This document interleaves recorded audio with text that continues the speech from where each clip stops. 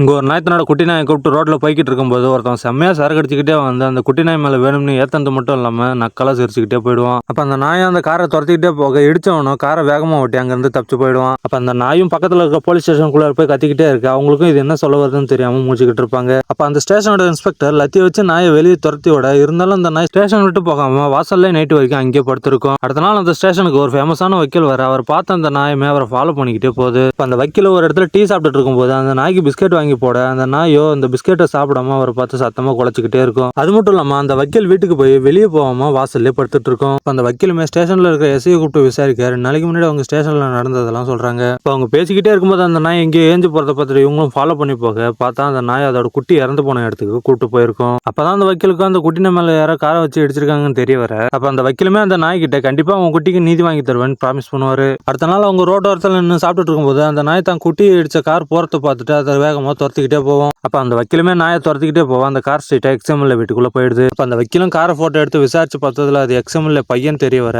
நாயை வச்சு போலீஸ் ஸ்டேஷன்ல கம்ப்ளைண்ட் கொடுக்குறாரு. சோ கேஸுமே கோர்ட்டுக்கு வர, அங்க இருந்த ஜட்ஜோ நாயை பார்த்துட்டு இதான் உங்க கிளைண்ட்னு ஆச்சரியப்படுவாரு. இப்போ அந்த வக்கீல் காரோட டீடைல்ஸ் எடுத்து கொடுக்க ஆப்போசிட் வக்கீலும் நாயை விசாரிக்கணும்னு சொல்லுவாரு. ஆனா அந்த வக்கீலோ ஆல்ரெடி அனிமல் டிரான்ஸ்லேட்டர் ரெடியா தான் வச்சிருந்திருப்பாரு. இப்போ ஆப்போசிட் வக்கீலும் கேள்வி கேட்க, அந்த நாயோ அனிமல் டிரான்ஸ்லேட்டர் மூலமா அவங்க கேட்கிற எல்லா கேள்விக்கும் பதில் சொல்லுது. அப்ப அந்த வக்கீலோ காரோட கலரையும் காரோட நம்பரையும் உன்னால அடையாளம் காட்ட முடியுமான்னு கேட்க, அந்த நாயும் சரின்னு சொல்லிடுது. தென் அந்த நாய் முன்னாடி நிறைய கலர்ஸையும் நம்பர்ஸையும் எடுத்து வந்து வைக்க, அந்த நாயோ கரெக்டா அந்த காரோட கலரையும் நம்பரையும் அடையாளம் காட்டும். இதை பார்த்து ஆப்போசிட் வக்கீலும் ஜட்ஜி கிட்ட ஒரு நாள் டைம் கேட்பாரு. அந்த வக்கீலும் வீட்டுக்கு வந்து அந்த நாய்கிட்ட எப்படி உனக்கு நம்பர்லாம் தெரியும்னு கேட்க, அப்பதான் அந்த நாய் போலீஸ் டாக்னே தெரிய வரும்.